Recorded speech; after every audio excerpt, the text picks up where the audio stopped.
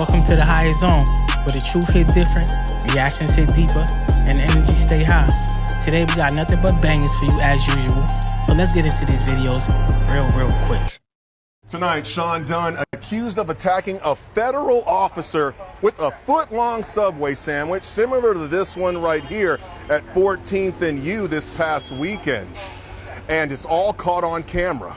You see these fascists right here? Fascists? You! Take a look at this cell phone video from late Sunday night. 37-year-old Sean Dunn, shown in the pink shirt and shorts, allegedly yelling at federal officers on 14th Street in D.C.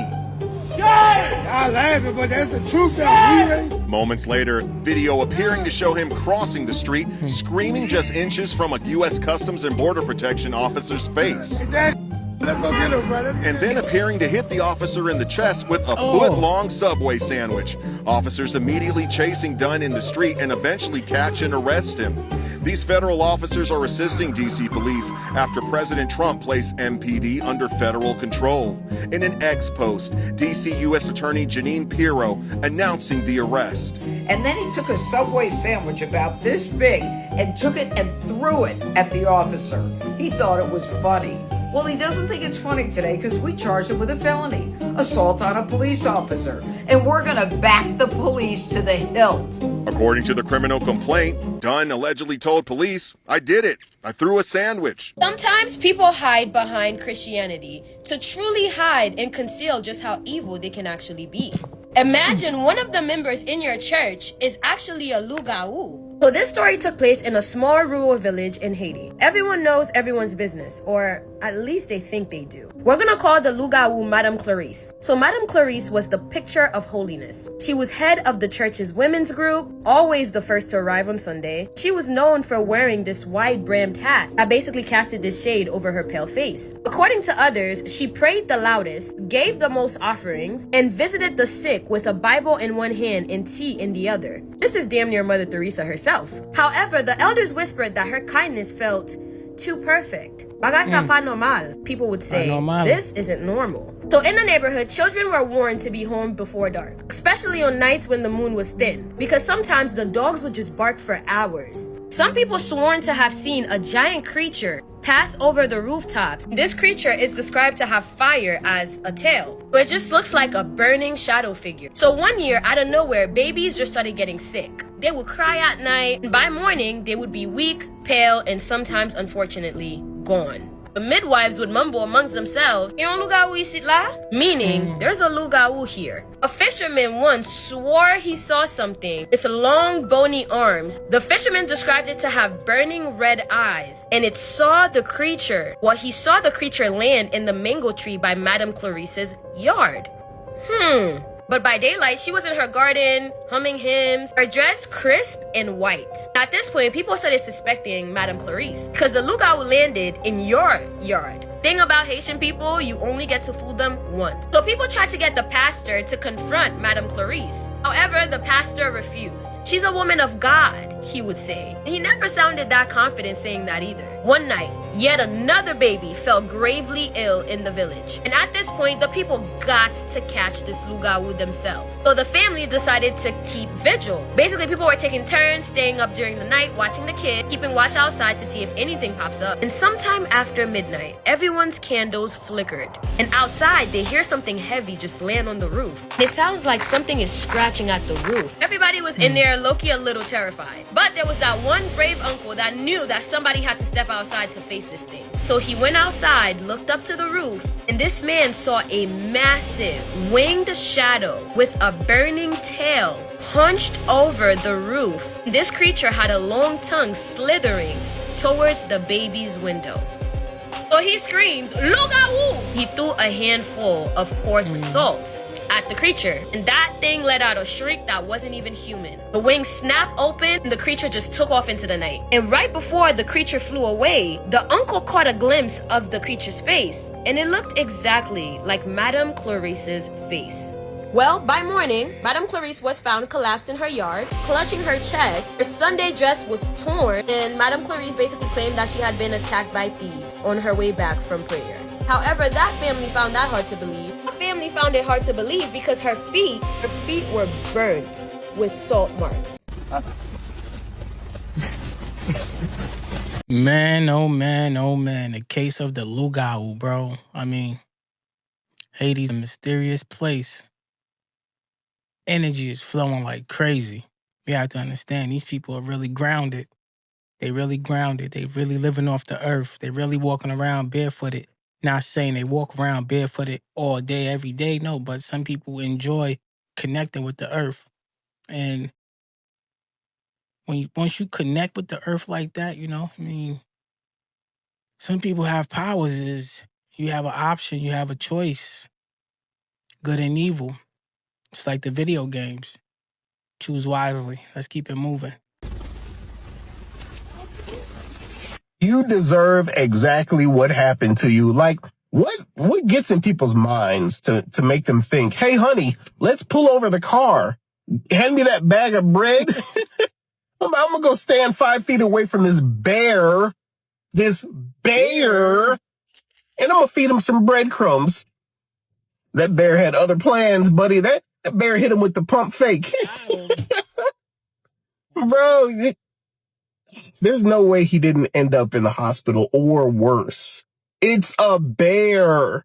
Like, what are people thinking? What do people think is gonna happen? It's not even a bear at the zoo, so it's somewhat tamed. You saw a bear in the wilderness, decided to pull over, stand 5 feet away from it, and throw breadcrumbs at it. Bro, there's only one outcome in that situation, and it's not a good one. What were you thinking? If you would just get up. Everybody think they him. In that situation, man, listen, I'm humble. Staying my ass in the car.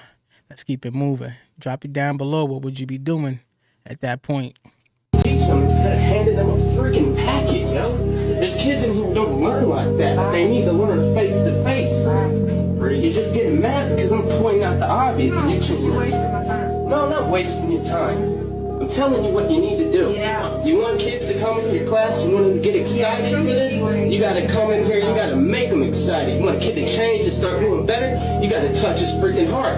Can't expect a kid to change if all you do is just tell him. You gotta take this job serious. This is the future of this nation. And when you come in here, like you did last time, and make a statement about, oh, this is my paycheck, indeed it is. But this is my country's future and my education. Can you go outside, please? But there's a limit. When I'm not bitching, but simply making an observation. Okay. And now I will leave. You're welcome. And if you would like, I'll teach you a little more so you can actually learn how to teach a freaking class. That clip always hit different. I mean, this clip been circling around forever. If you haven't seen it, you are definitely under a rock. But that clip always hit different. Legendary. Will never get old.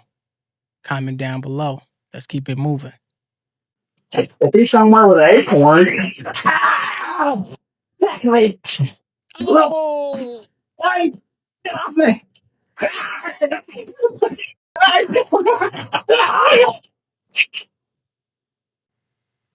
That is Nasty Nate Squirrel.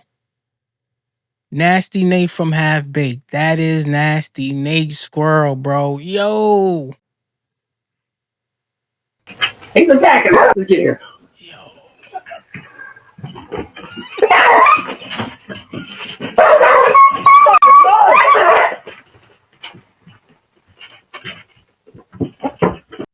This guy won the first place today. What would you do at that point? Or at that moment? Comment down below. Nasty Nate Squirrel. He with all the smoke.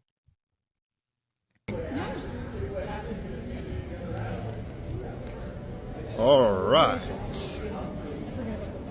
That's insane. So apparently men wearing skirts is the new fashion trend. Like that's what y'all getting into now. Like y'all niggas, y'all come up with something new every time. Like, and it get worse and worse, gang. Like, nah, bro, we not. For me, I'm not. No, gang. Let's no. For me. Nah. Welcome to the jungle. I blame it on the music. What about y'all? Got some grades. Today. You didn't know I could sing, huh? What are you looking at? You see Bigfoot or something? Today. You know he's real, right? I've seen him a couple times. We'll talk. Anyway, where are the grapes at? I'm starving. You holding out on me? What the? Gilbert! What in the name of Tarzan's testicles is going on here, bro? That guy pretended to be you. I got been kidnapped. A murder, for God's sakes. Oh, crap, I gotta go. It never gives me a second to myself. Excuse me, creep. Oh, my God, I can't believe it. Gilbert Grape back in the jungle. I thought you forgot about me. No grapes, I see. Let me ask you a question. What the five fingers say to the face? What? Hey, there he is. You came back. That's what I'm talking about, baby. I didn't think you were gonna come back, but you did. You're a real one, bro. And you brought me snacks. You my boy, Blue. Oh my God, I'm so winded. Oh, only 2 grapes, huh? I guess inflation's real, huh? Well, anyway, you know what they say. Beggars can't be choosers, right? Anyway, I'm so happy to see you, man. My wife has been all over my ass. I know she's looking for me. She says I hang out with you too much, but I don't give a shit. You know what I'm saying? Bros before hoes, you feel me? You know what would compliment these grapes? Let me just show you. Gilbert! What's up, dude?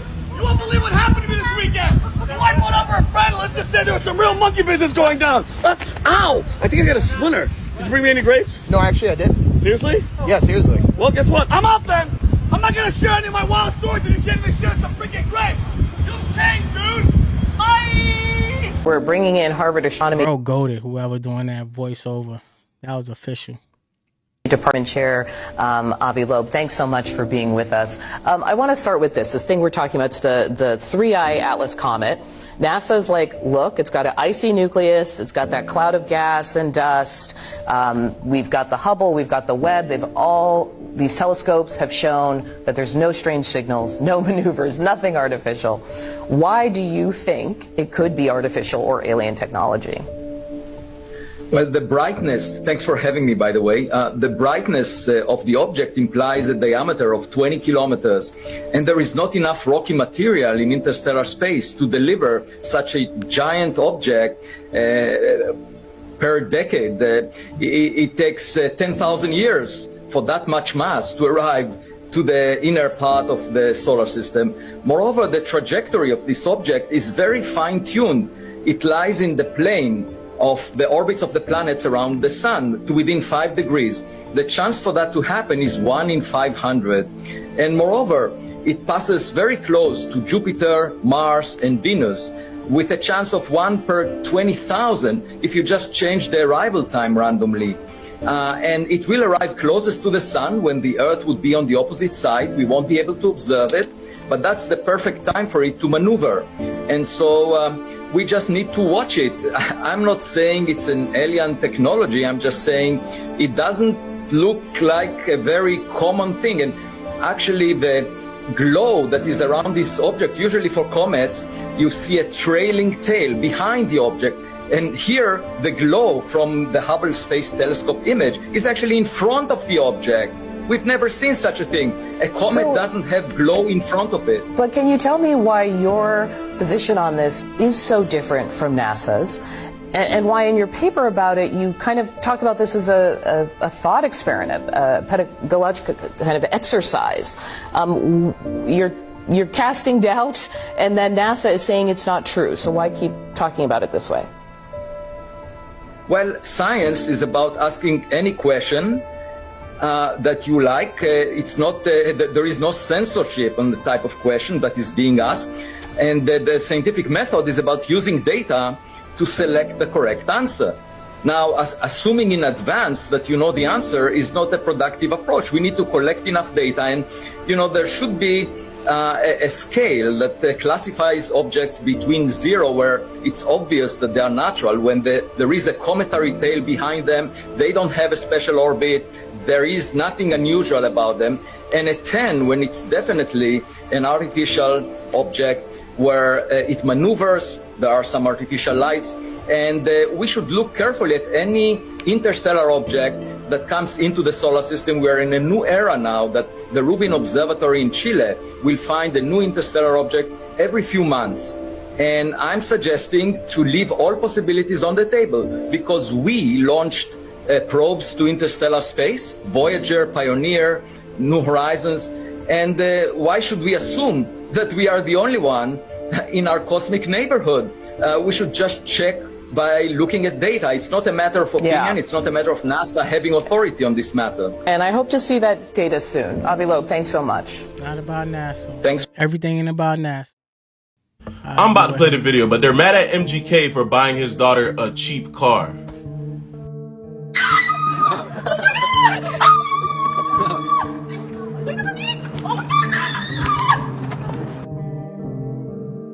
So it's MGK's daughter's 16th birthday, and he decided to get her a dream car, which turned out to be an Acura.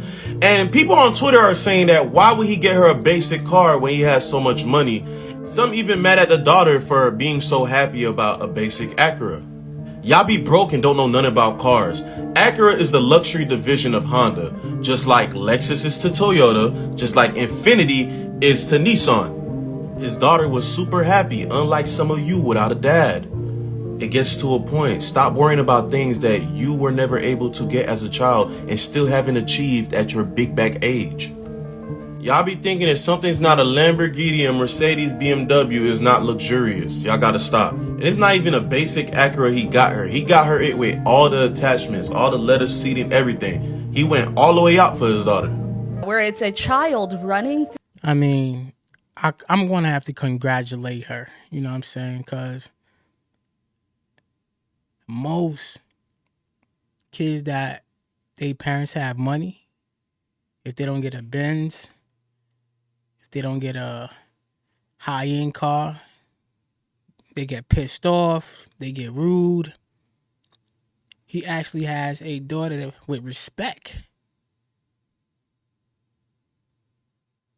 RESPECT. And for her to be loving that Acura the way she loving it, that shows a lot, bro. That shows he's protecting his daughter from the luxurious stuff he got himself into. And not to let's not forget who he down with. He down with the diddler. But for him to have his daughter, you know, in that kind of mindset, I respect that. She looked like she's a kid having fun still, if you look at her. Let's keep it moving.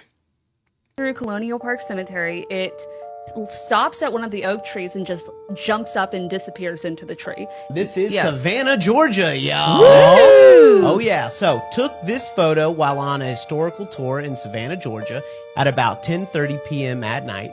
This cemetery is in the middle of downtown, and it was a full moon. I know. It was a full moon. Lots of lights in the city and in the cemetery. And they kindly drew an arrow to what he's referring to. So go ahead and zoom in. Oh, yes. I'm so glad somebody else caught the kid in the cemetery. Absolutely. Oh, this is one of my favorite stories about Colonial Park. Cool. So this kid supposedly died over, you know, that playground, which is very Savannah, to put a playground on the fence line of the cemetery.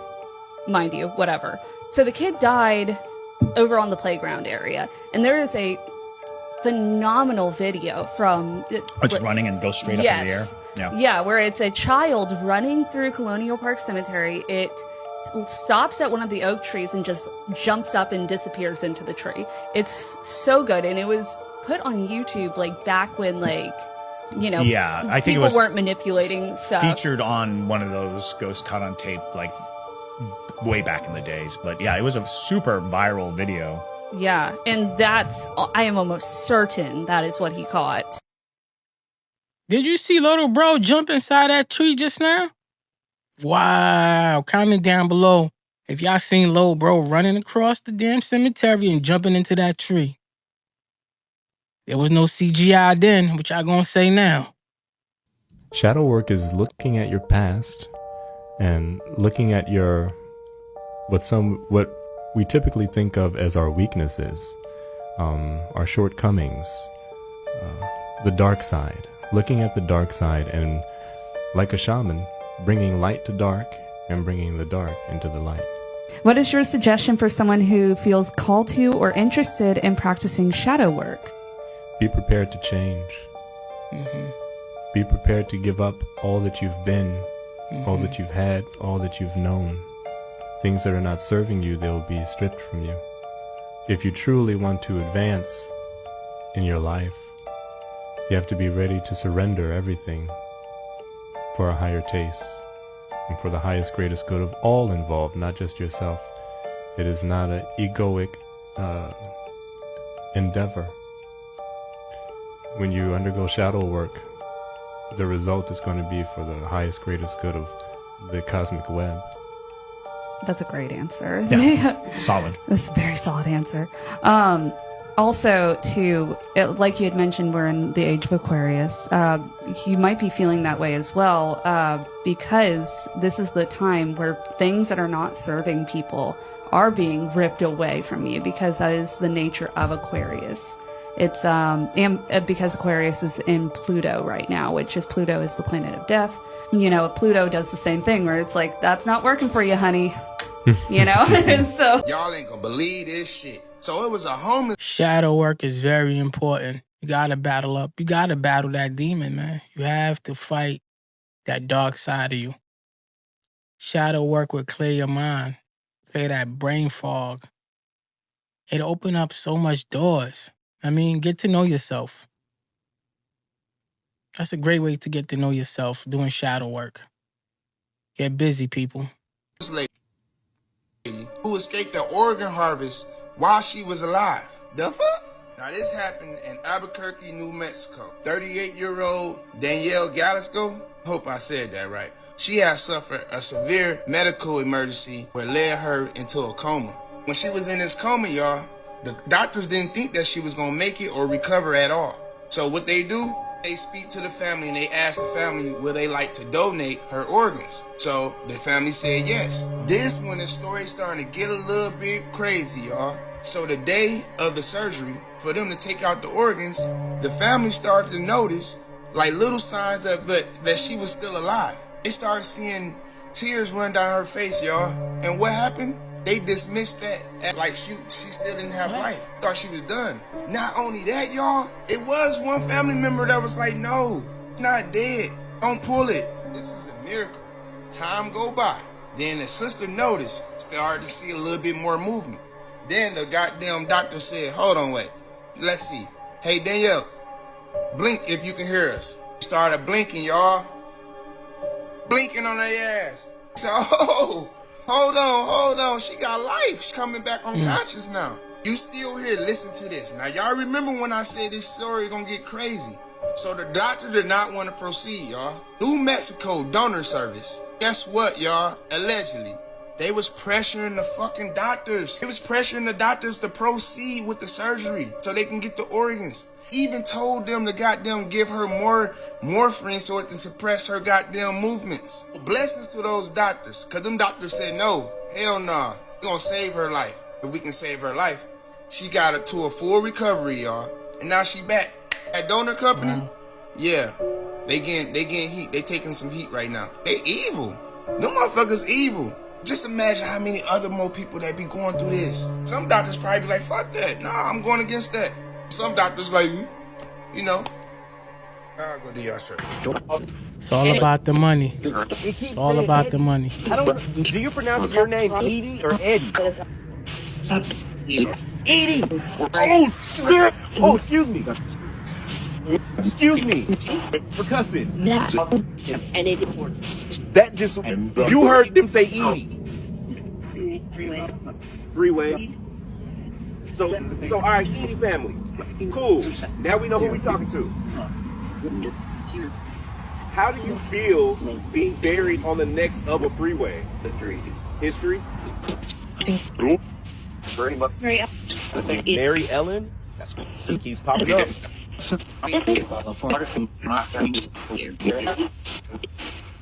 Mary Ellen, are you following us?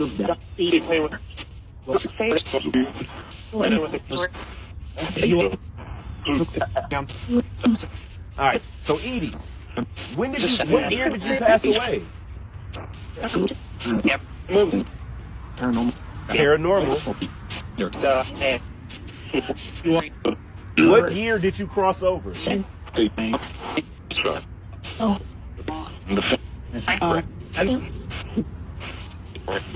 So let me ask you this. Is your soul and spirit stuck on Earth?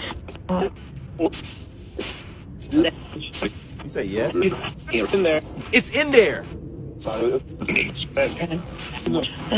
So, have you been to heaven or hell yet? Stop. So what happens when you die? Do you go to heaven or hell, or are you stuck here?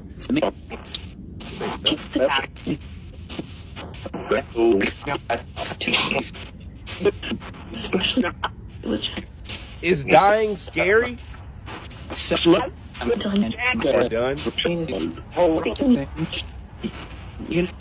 Yeah, no sauce. Do you have any regrets?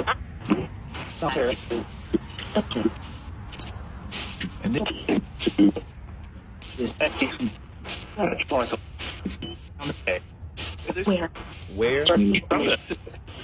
How do you feel about me coming to talk to you? Do you feel like it's disrespectful? Do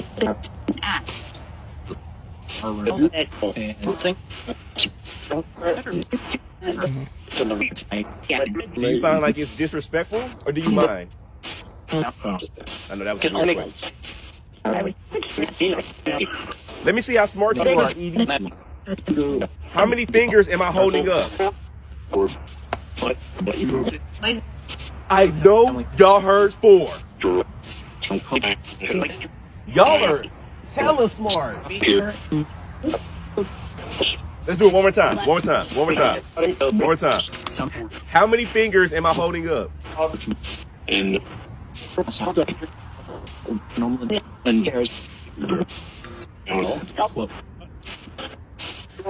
don't want to do it again? One more time. How many fingers am I holding up?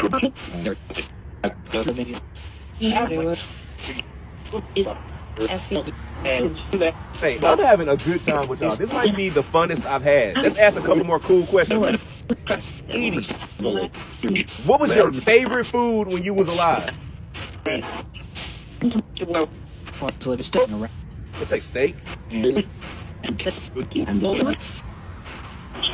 And what would you drink with it? Beer. Hey man, I love y'all, man. It's about. Can't give nobody from the hood nothing, boy. They go crazy. It started in the year 2001. My granddaughter was only 2 years old at the time. Now she's 25. And it started, her mother had went to work, and I was watching her. And all of a sudden I hear a knock on my door. It's like boom, boom, boom, boom, boom. Like I thought it was the police. And so when I got up, because I had on my hip, and when I got up and went to the door, they just pushed the door in. It was 5 of them, like 5 white men. And it was dressed in black. Black suits, white shirts, black ties, black glasses, black hats. 3 of them had on black suits. Like what type of suits? They had on like just like a blazer, like church suits, like black church suits, white shirts, black tie, and black glasses, black shades. Like the Men in Black? Yeah, like Men in Black. And the other 2 men, they had on like black baseball caps, black jackets, black pants, black boots, and each one of them had a pump gun in his hand, like a gun. He had a pump gun. And, okay, so when they came in the house, I was still standing, and one of the men had told me, they said, "Ma'am, where is it?" And I'm like, "Where is what?" And so one of the men had a little silver box in his hand, and in this silver box had like all these knobs. They had a little red knob in the middle. And the one man that had the red box, he went to my house. He searched everything, but he didn't mess up nothing. And so when he came out of the room, he said, "It's not here." And I'm like, "What's not here? What is he talking about?" So they didn't question me, and I didn't question them. And I don't think I know they left him down the stairs, went on out the door. In the parking lot, I looked out my window, and I saw a white van. And they got in the white van. I could hear a helicopter, like circling over my buildings, circling. And they left. And I said, about a week later, I get a phone call from Washington D.C. How you know it was Washington D.C.? Because you know on your phone you had to like you could.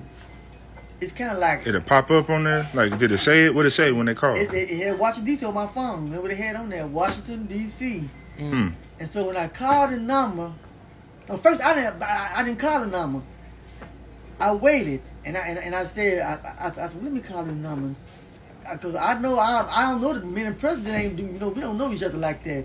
And so I called the number and I said hello, and all I could get from my phone is static. It was like like a static, like a what, like a fax machine type thing with the noise like that. It was kind of like static, like that's how it was. So I hung it up, and so I said, but the next 2 weeks I get another phone call from the Capitol. I'm like, wait a minute now. How you know it said the Capitol on the phone? It appeared the Capitol. You had it up there. I'm like, what? I know these people. I don't know about it from Washington D.C. I don't know about it from the Capitol. You want to know how I know you different? What were they looking for? Just men in black popping up in your house and with a box. I don't know, man. Comment down below, facts or cap. You got motherfuckers really thinking that you were mentored up to have this perspective that you have. And the thing is, this is you. There's no mentorship that can teach the wisdom that you have. It's all through experience. These are all experiences that you have that have led you to develop the wisdom that you do on reality as a whole. And the fact that people really think that you got mentored into this perspective goes to show how different and how far ahead you really are. Understand, the way you go about perceiving your own internal thoughts and manifesting your own mind onto reality as a whole is not normal, bro. And I mean that in the greatest way possible.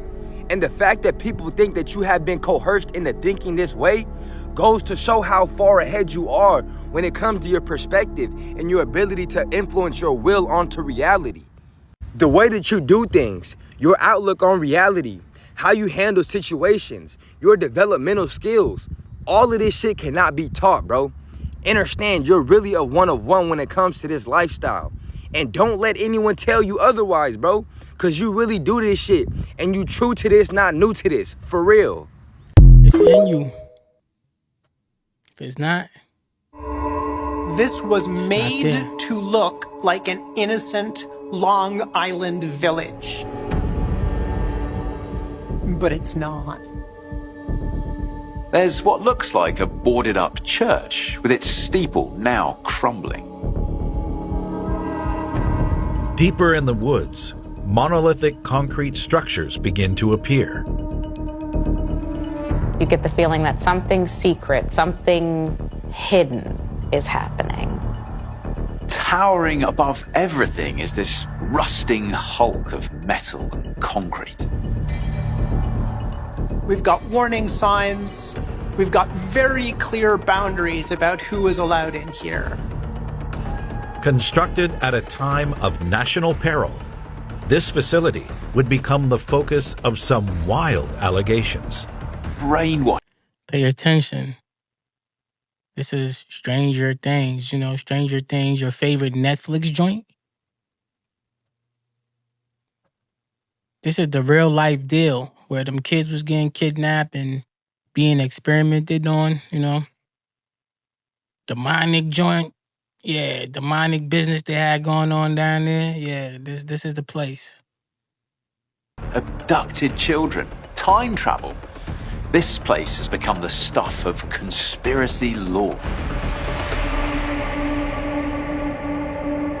Mount Misery Road, located in Huntington, Long Island, New York, is steeped in dark legends and eerie tales that have made it a notorious site for paranormal enthusiasts.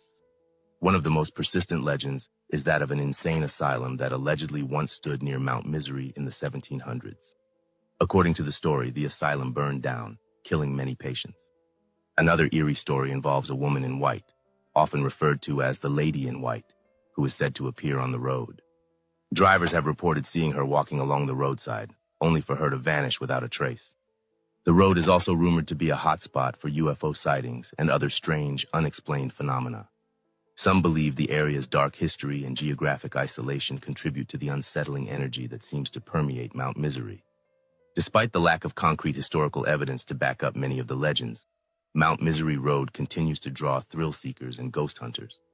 Whether it's haunted by restless spirits or simply the product of urban legend, the road remains one of New York's most talked about and mysterious locations. The allure of Mount Misery continues to captivate those who seek the thrill of the unknown, drawing them into its enigmatic embrace. Stories of encounters and supernatural experiences are shared through whispers, fueling the legends that surround this infamous road.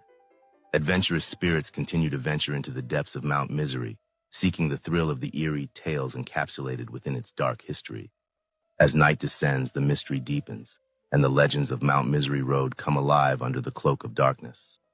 The whispers of the past echo through the trees, inviting those brave enough to uncover the secrets that lay hidden along this haunted road. Each encounter, each tale, adds another layer to the legend of Mount Misery, forever intertwining history and haunting in this enigmatic location. The stories of Mount Misery Road not only haunt its surroundings but also linger in the minds of all who dare to explore its eerie paths. With each visit, adventurers provide new accounts that contribute to the ever-growing mystique of Mount Misery Road, captivating all who hear its tales. This secret lab was believed to be used. Anybody been to Mount Misery Road? Comment down below, because I never heard of it. My first time. Biological weapons research. Welcome to Plum Island Animal Disease Center, one of America's most mysterious research facilities. Located just off the coast of Long Island, New York, this high-security lab was originally established in 1954 to study livestock diseases. Rumors began to swirl that Plum Island was involved in something far more sinister, biological weapons research. For decades, conspiracy theories have claimed that experiments at the facility may have led to strange creatures washing up on nearby shores. Ever heard of the Montauk Monster? Some say Plum Island had something to do with it. While the U.S. government has always denied these claims, the center's focus on highly contagious animal diseases, like foot and mouth disease, access to the island is extremely restricted, which has only fueled speculation. Today, the facility's operations are being moved to Kansas, but questions about its past remain. Was Plum Island simply a defense against livestock diseases, or was there something more? During the COVID-19 pandemic, Hart Island once again made headlines when drone footage revealed mass burials being carried out at disturbing speed. Many people didn't even know where their loved ones had been taken. And here's where it gets even darker. In 2015, a New York City photographer who had managed to sneak drone footage claimed he captured something unexplainable. A figure walking among the graves, alone and in period clothing. He reviewed the footage multiple times. No one else had been on the island. The city denied any activity that day. The footage was quietly removed from most platforms. Locals have long whispered about the shadows seen from the shoreline. Some believe the island is cursed, a place where too many different types of tragedy layered over each other have permanently stained the ground. Today, the island is being slowly transferred from prison control to parks management. There are rumors it may open to the public, but many believe it should stay closed, because if over 1 million restless souls are buried there, what happens when they're disturbed? Follow for more. Keep it real with you, I won't be going to that park. Going to that park, you're going to leave with something too that's going to keep you company at home. I'm good on that one. The Montauk Monster. On July 23, 2008, just off the coast of a New York Island beach, Jenny Hewitt and 3 of her friends claimed to find a creature that had yet to be discovered, and moreover, claiming it had defining features of multiple animals in one, seemingly stout, hairless, with almond-shaped eyes, claws, and having a beak. But this just happened to be the start of the monsters washing up on shore. People said they were raccoons, but their legs were too long. People claimed they were turtles, but obviously it's not. Sloths, cats, rodents, even pit bulls. But the Living Marine Resource Institute at Stonebrook University disproved all of these options. But there was one option they couldn't disprove, that it was a genetically modified creature. The assumption that this creature is an animal experiment gone wrong stems from the fact that the discovery of these monsters are located 15 miles away from Plum Island, home of the Animal Disease Center of New York, a facility that conducts top secret biological experiments. This place is closed to the public, so I guess it's up to your imagination what's really going on in there. Are these Montauk monsters some kind of genetic monster? Are these just bloated animals? If you see this man on the Appalachian Trail. So the clip before that, 2 clips back, that was Plum Island when the 360. I could imagine, bro, how many chupacabras and wild looking beasts they got in there, bro. I mean, nobody's allowed. It's an island surrounded by water. Experiments on animals. Yeah. They got baby dinosaurs in the building. Let's keep it moving. That is your sign to run. This is Stephen Roy Carter. He was a man that lived in a cave along the Appalachian Trail in Pennsylvania, and he was known for fixating on solo female travelers. And to show you how much of a threat he was, let me tell you a story. This is coming from a deep dive episode I just did on some of the scariest Appalachian Trail stories. But in 1981, a woman named Rebecca and her girlfriend Claudia were hiking in the Appalachian Trail near where Stephen lived in his cave. Their first interaction with Stephen was actually when Rebecca went to the bathroom near one of the trail stops and actually saw Stephen inside the bathroom waiting for her, and he was completely naked. She was able to run away from that situation, but what she didn't know was as they were leaving that camp area, Stephen was stalking her and her girlfriend. Eventually, the two women found a secluded area along the trail to set up camp and hang out with each other, but what they didn't know was Stephen was watching them from the forest, and all of a sudden, he opened fire on them. Rebecca was tragically killed by Stephen, but Claudia was able to survive and run and get help. Eventually, Stephen was brought to court for this crime, and he said that the reason he did it was because he knew that the women were in a relationship,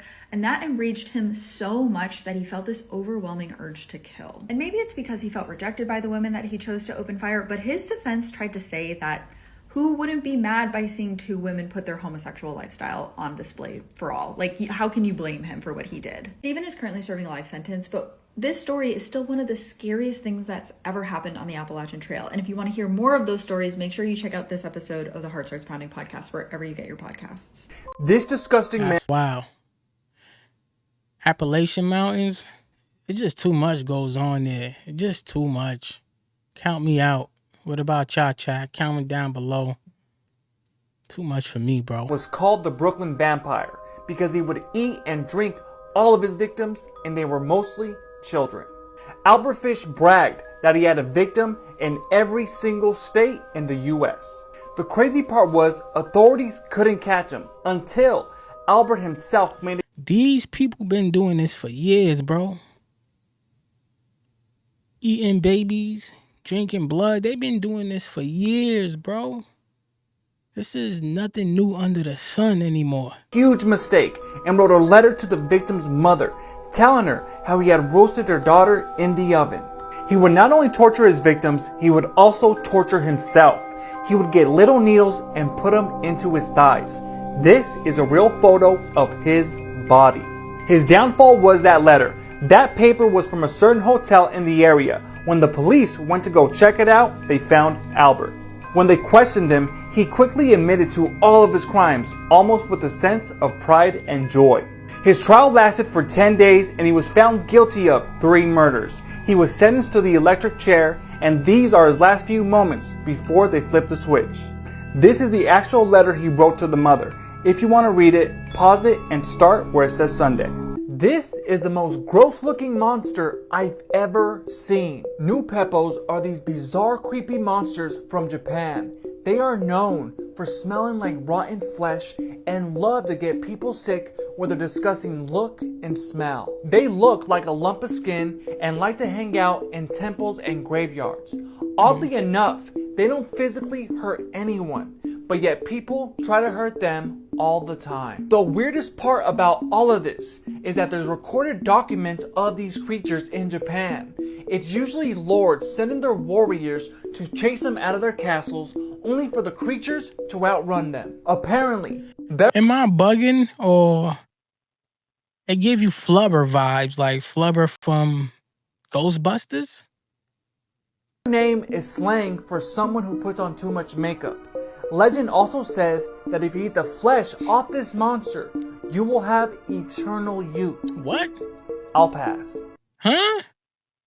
So I'm guessing Kim Kardashian mom had a little piece of that. Oprah had a little piece of that. All the old ass celebrities that look wild, super young right now had a little bit of that. A little bit of that big booger. Story time on how I found out I was dating a real life witch. Okay, this story takes place years ago. I was in my early to mid 20s. I was working at Jackson and Hewitt, but you know how Jackson and Hewitt was set up like stations inside of Walmart, Target, for you to do people taxes that come in. It was one of those situations. So I'm in Walmart, I'm standing up near my table, waiting on customers to come in. I see this beautiful young lady walk by, her and an older woman. And, you know, so I spoke to her. She spoke, nothing serious. She walked to customer service. While she's in customer service, I know she keeps glancing back at me, talking to the older lady. Well, the older lady's like, hey, my niece thinks you're cute. I was like, oh, tell your niece I think she's cute as well. So we kind of giggle. I walk over, we talk, we exchange numbers. Okay, so I work my... She was smelling his aura, y'all. She was smelling that aura. If I go home, I send a young lady a text. We're texting back and forth. I was like, you know, I can't wait to, you know, maybe take you out sometime. And she was like, well, what are you doing tonight? Maybe you should come through and could watch a movie or something. I'm like, cool. You know, I'm not doing anything. I'll be over hour or two. You know, I'll let you know when I get there. I get there, knock on the door. The house is extremely dark. Like, there's not any lights on from the outside, I can tell. She comes to the door. Again, it's very dark. She lets me in. I'm walking through the house. The only light I see is the light to like a TV. And so I thought it was kind of peculiar, but whatever. I sit down, we talk. She's very quiet though. She doesn't seem as open as she was earlier that day when I seen her in Walmart. As we're, you know, sitting around talking, I noticed, I look at her wrist, she has a tattoo of a cross that's upside down. I didn't think anything of it. You know, we're talking. He didn't think nothing of it. Bruh, that was your ticket to go home right then and there. He didn't think anything of it. Man tried to score. Man tried to score and caught a L. That's wild work. Wild work. I'm looking around the living room, like I said, it's very dark, but I noticed that there's two crosses in this living room, both turned upside down, just like the tattoo. Should have been a sign right there, something demonic is going on, but I don't really pay any attention. Again, I'm young. You young? A couple minutes later, her baby crying. I know nothing about this girl having a baby. Never was mentioned. She's like, I'll be right back. Let me run and go check on the baby. I'm already thinking like, I don't know if I want to do this. You know, she's got a young baby. I don't know. She comes back in her room. Not the cross, upside down. The baby. The baby scared him. Not the cross. Keep that in mind. Rocking the baby, like in a very scary type way. She's rocking the baby back and forth. And she's just looking at me. She's like, do you want to hold her? I'm like, no, I'm good. Are you sure you don't want to hold her? I'm like, I'm sure I don't want to hold this demonic baby. By this time, I'm ready to go. So I say, hey, okay. I didn't realize you had a young child. I see you trying to get her back to sleep. We'll try this another day. I'm going to go home. It was good to see you. She's like, okay, you know, that's fine. She walks me to the door. I'll go to the car. She's walking towards my car now, holding the baby, still just looking and rocking. I'm backing out the driveway slow. I'm thinking, you're absolutely crazy, but I'm not gonna entertain this tonight. Let me get home. Later that night, I wake up to a text like 3 in the morning, and she was like, I really enjoyed your company tonight. Mind you, I left her house about 10. Why are you messaging me 3 in the morning? 3 in the morning. Which hour? Pay attention. Hour. She's like, I'm sorry I didn't tell you that I had a baby. I planned on, you know, just telling you later on once I realized, you know, if we were going anywhere or anything, but I do. But I don't want to run you off or freak you out, but I would like to do, you know, something with you later this week. So I started thinking maybe I was a little too harsh. Maybe she was just tired. You know, maybe if we actually went somewhere like a movie or out to eat, things would be a little bit better. So the next day I messaged her and I said, hey, you know, let's try, you know, going out to eat tonight. I'll come pick you up if that's cool. And she's like, that's fine. Let me get a babysitter and we will go out. Later that evening, I pull up to her home. She comes out wearing a long black dress. Mind you, we're just going like the Buffalo Wild Wings. She's dressed like she's going to prom. She gets in the car, all black lipstick. She's like, how are you, my love? I'm like, I'm good. Mind you, this person didn't act nothing like this when I seen them in that Walmart. And this is when things are about to get crazy. Come back for part 2 of my witch story. Okay, part 2 of how I found out I was dating a real life witch. Yeah, I know I had to get them for y'all. Bangers. So we're in the car, you know, we live in a real small town, so we have to drive like an hour out to really go out to eat, like to a real place to eat. Like I said, in my mind, we're just going out to Buffalo Wild Wings. She has on a whole black prom dress. So we're going, I'm trying to make small talk. She pulls out her cell phone when we're on the way, and I noticed that her cell phone screen, like her lock screen, was like dead roses, or pictures of dead roses. So I just kind of jokingly said, like, you really into black, ain't you? And she was like, yes, I love black. I was like, okay, is there any particular reason? She was like, I just resonate with it. So we get inside of Buffalo Wild Wings, we sit down, and she was like, I wish you would have went someplace where I could have got a good steak. I was like, okay, do you want to go someplace else? She's like, I would have got a steak because sometimes I like to taste a little blood. What? What do you mean you like to taste a little blood sometimes? She laughs it off and she's like, I'm just joking.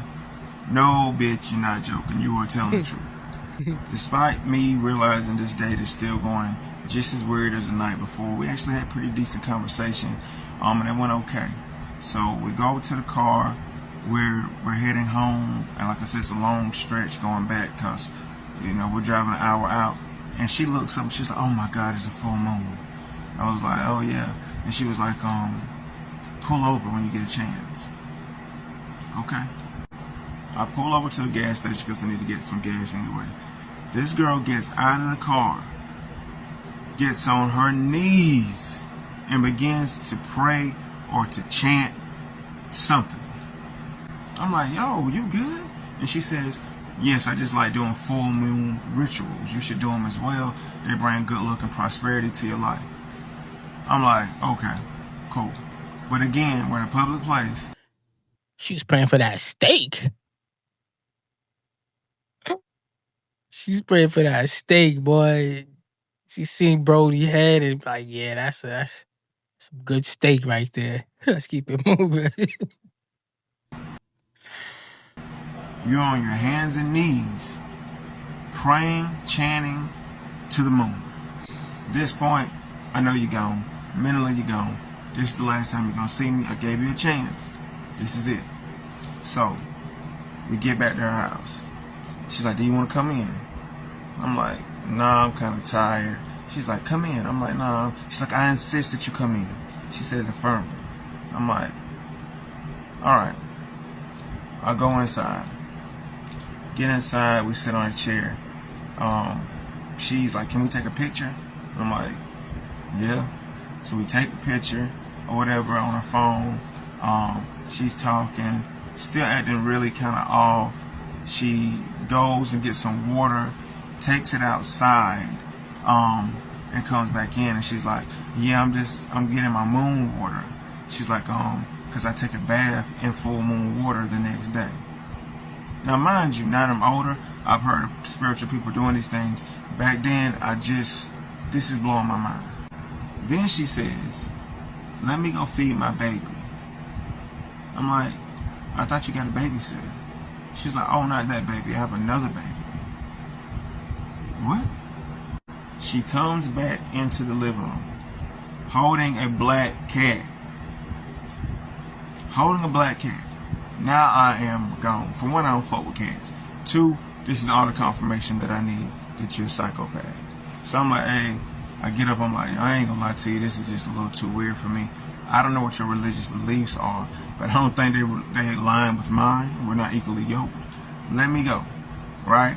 She's like, no. She's like, I'm not even religious. She was like, I'm just into certain different things. I'll explain. I'm like, you good? I was like, if you want to explain, call me in the car. Call me when I get in the car, we'll talk. I get up, I leave. Boom. She's calling me to explain. I ain't picking up the phone, shorty. Like this, I'm not dealing with this. Get home. Get myself together for the night. I always lay, my items out on my dresser, my keys, my wallet, my cell phone. I cannot find my wallet for nothing. It's too late now for me to call Buffalo Wild Wings to say I left it there. But I knew I got gas on the way back home. So I knew I had it with me. I'm thinking I either left it outside of my car or I left it at her house. Go outside to the car, there's nowhere there to be found. I had to leave it at her house. Come back for part 3, the final story. They put the nail in the coffin. Part 3 on how I found out I was dating a witch. Okay, so at this point I can't find my wallet, and I know I'm not gonna lie, y'all, but bro set himself up so far. I'm gonna see how it played out. But bro so far set himself up for this one. I had to leave it at her house. I sent a text like, hey, I hate to bother you, but did I leave my wallet there? I get no response. Next day, I still have not gotten a response from her. I'm at work, and it's about 6 or 7 in the evening when I finally get a text back saying, yes, you did. You can come pick it up whenever you want. I get there, when I get off work. I knock on the door. I get no answer. I call. She picks up the phone and says, I'm in the bathroom, but the door is unlocked. The wallet is in my bedroom. You can come in and get it if you want. Cool. So I come inside. Again, the house is very dark. Only light I'm seeing is from the TV again. I've never been to a bedroom, so I'm walking in.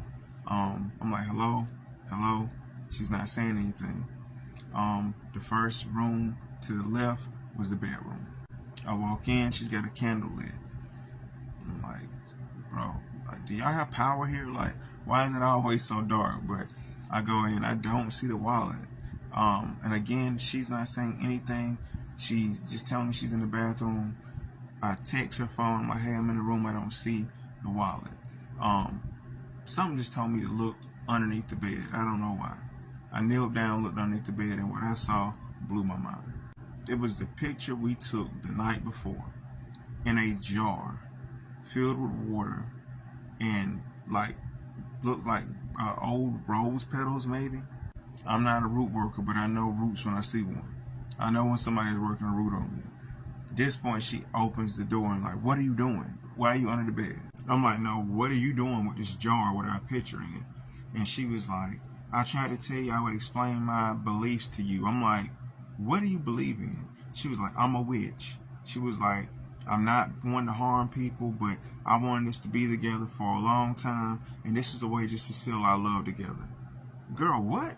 At this point, I'm standing up, and she's in front of the doorway. She's holding the baby. Again, I'm like, look, let me just go. I don't even care about the wallet. I will get another license made. Like, I'm finna go.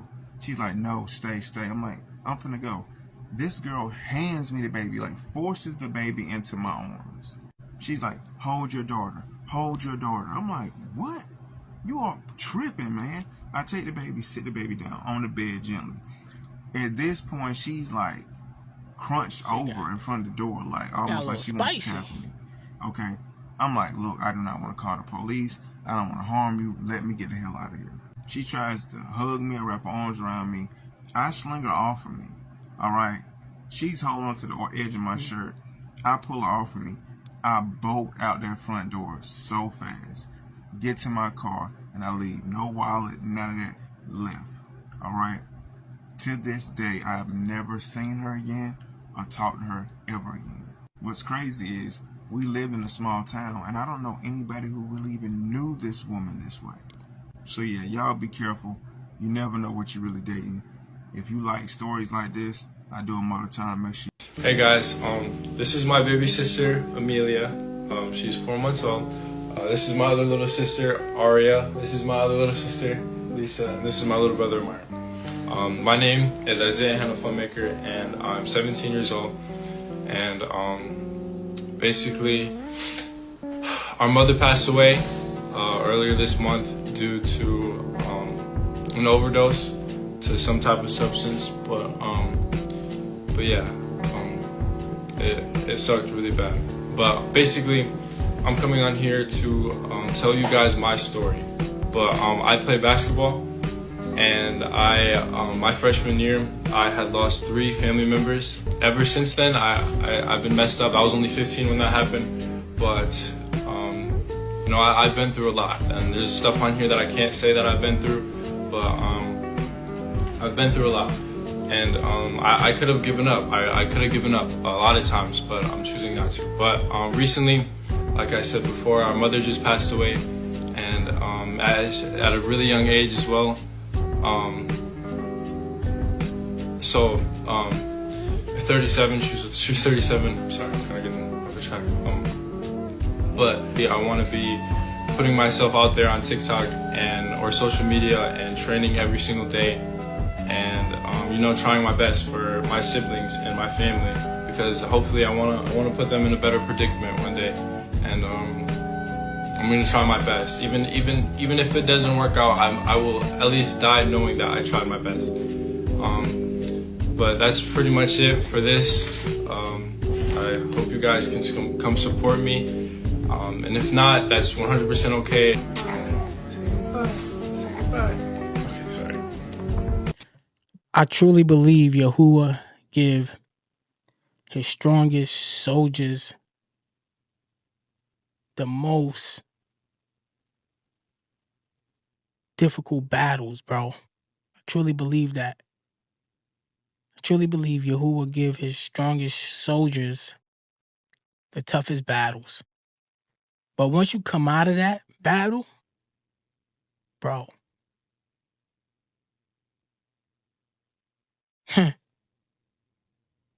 everything is yours. I truly believe that. Let's keep it moving. Me están temblando las piernas para subir. No, no mames. Algo se está moviendo ahí arriba. No mames. No mames, no mames, no mames. ¿Qué fue eso? Paranormal. No manches. No mames. ¿Qué fue eso? ¿Qué fue eso? So my boy hiding from the cucaracha. No mames. Miren aquí desde. No mames, no mames, no mames. ¿Qué fue eso? No mames. No mames. ¿Qué fue eso? No, no manches. The metal or aluminum plate suddenly shifts, and for a brief moment you can make out what appears to be a shadowy figure peeking around the corner. It lingers just long enough to be noticed before vanishing. This is the point where Louise finally bolts for the exit, and the video cuts off abruptly. What's this? What's this? If Luis know that thing was in there, why did he even go in there? To show me? Guess what? You're a better man than me, Luis. I respect it. That's a fact. I respect it. Thank you for showing me, because I ain't going in there for you, my boy. Let's keep it moving. What are you doing? Man. What's this? Come on, let's go. What are you doing? Are you ice? What's going on? Mom. Mom, let's go. What's going on right now? Are you ice? Who are you? What's your name? Ice. What's your name? What's your name? Are you ice? Gotta relax. Oh, man.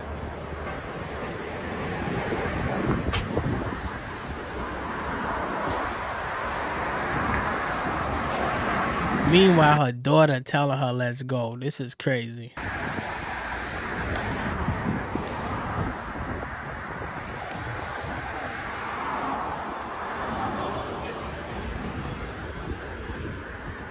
Oh, you don't want me to take a picture of your face? Is that because you're ice? Are you quitting? Yeah. Hello. Can I? Hello. Yeah, same woman. Again, the same thing. My border pass is not loaded. My border pass is not loaded. Several other people border pass is not loaded. They want to charge me $99. That's not my fault. I'm here to take it. Listen, I'm mad. Before confirming you're requesting landside? Over. Yes, please. Okay. I asked him for his supervisor. He called John. Where his supervisor at? Where is his supervisor? Exactly. So where his supervisor? I'm mad. I didn't spend my money. Last night is my birthday. And you keep talking about repass. I can't spend my money, bro. You see this? Listen. Your quarter pass is still. Why the f*** I can't get on the phone? Because I'm mad. It's my second time here. Then he's trying to tell me I'm f***ing lying. Get your supervisor. Pull the shit up. Oh no, I'm coming over. I ain't nothing wrong. I ain't breaking no law. I'm mad. Show me I'm out of lane 1 with a 5 code signal 0.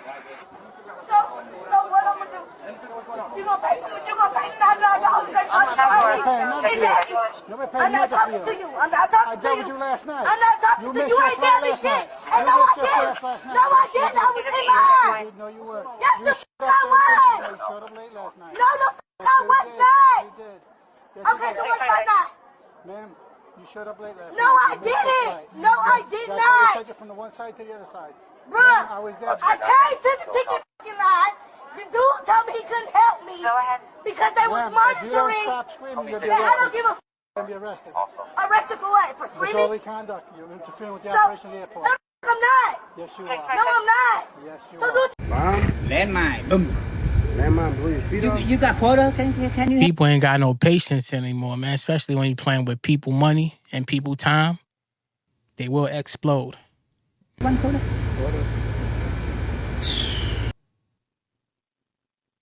Y'all see my man feet?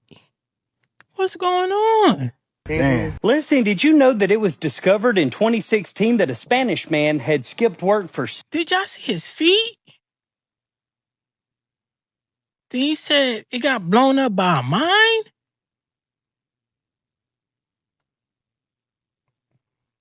Hey, y'all could keep the war, bro.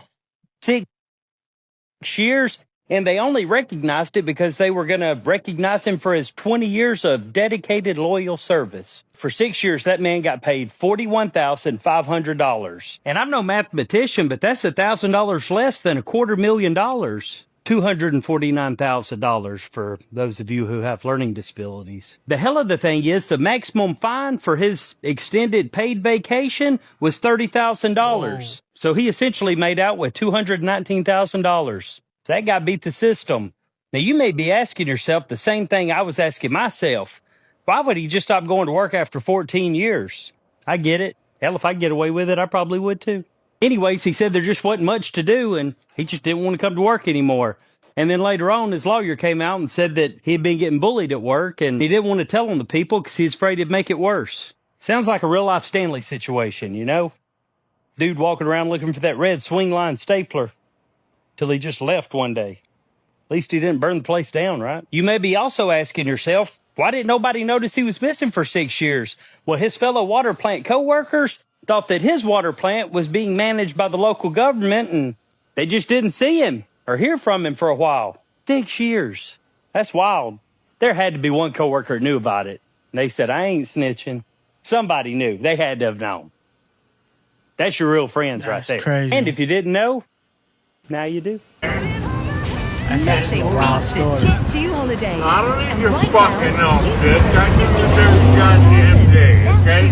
Every fucking day I live like this, okay? Well, hold on.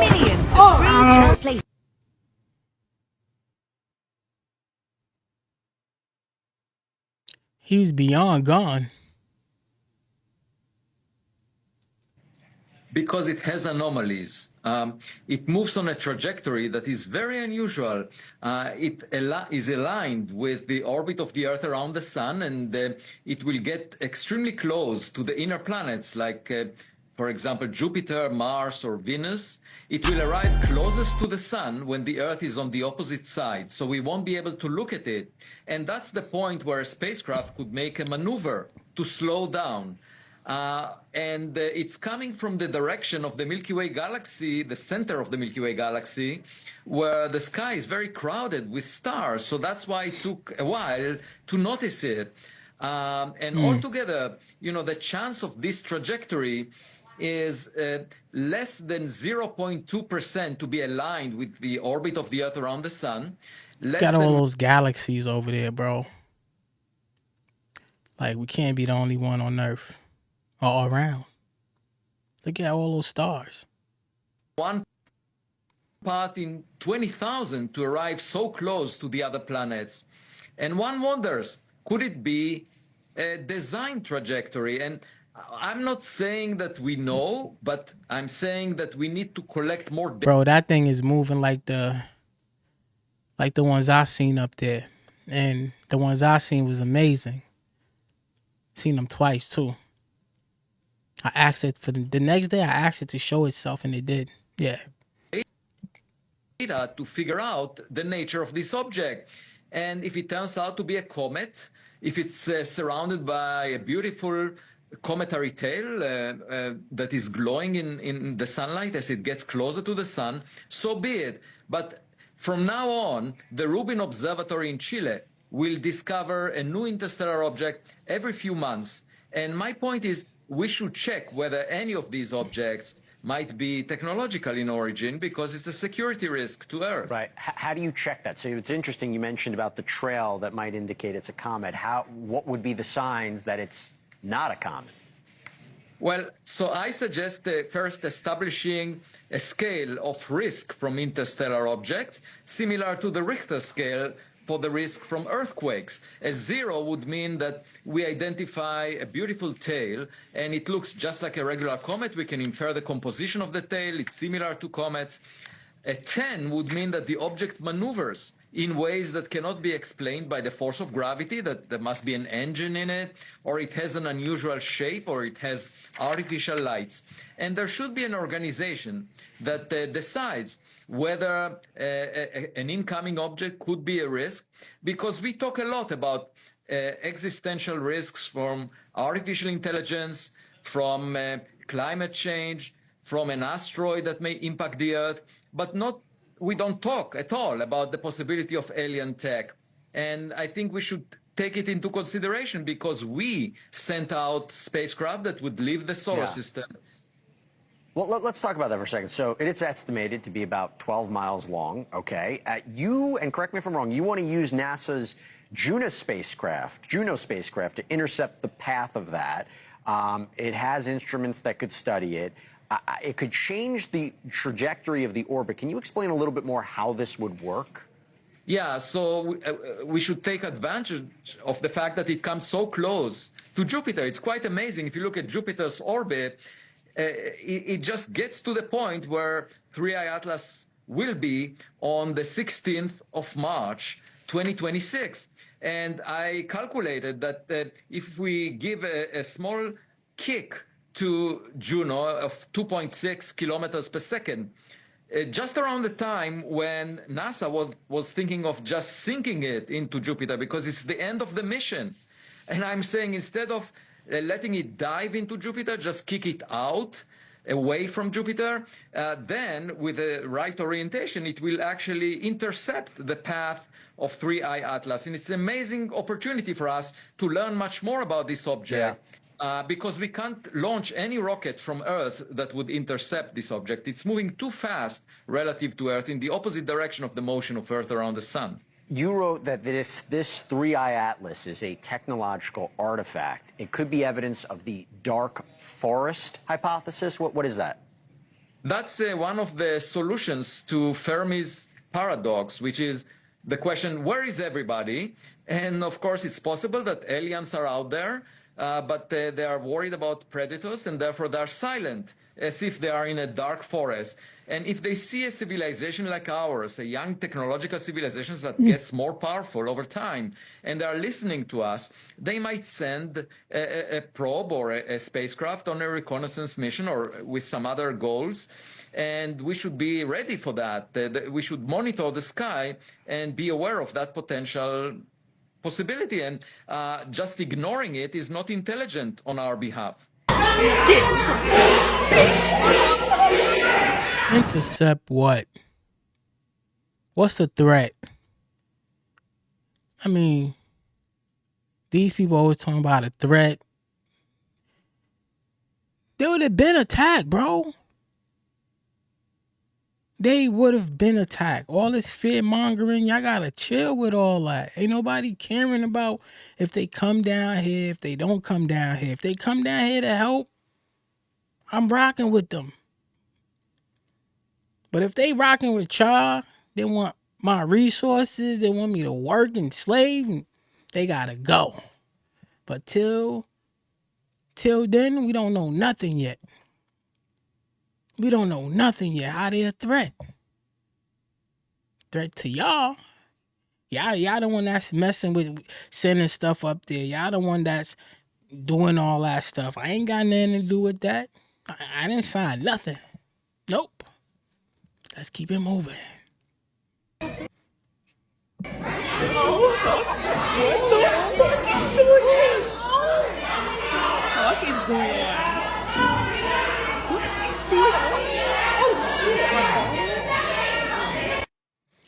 Chipotle, you need to be embarrassed. I mean, it costs for one bowl is like $20 and y'all still skimming out on the food. People ain't got time for it. Comment down below if you still go to Chick-fil-A or Chipotle. I don't eat none of that crap. Let's keep it moving. Higher zone, yeah. I came up from the dirt, yeah, the mowers on my soul. Used to cry up in the silence, now they calling me the GOAT. They ain't see me in the shadows, they were smiling at my lows. But this pain built a diamond, now I shine and they know. I was broke with no guidance, had to mold myself from pain in a world full of... But anyway, guys, we have come to the final moments of the videos. Thank you for watching with me all the way to the end. Definitely appreciate you guys. I appreciate everyone who watched all the way to the end. So please like, comment, subscribe, hit the notification bell, because I will be uploading every day. I'm on it like y'all want it. So stick with your boy, rock with your boy, follow the higher zone.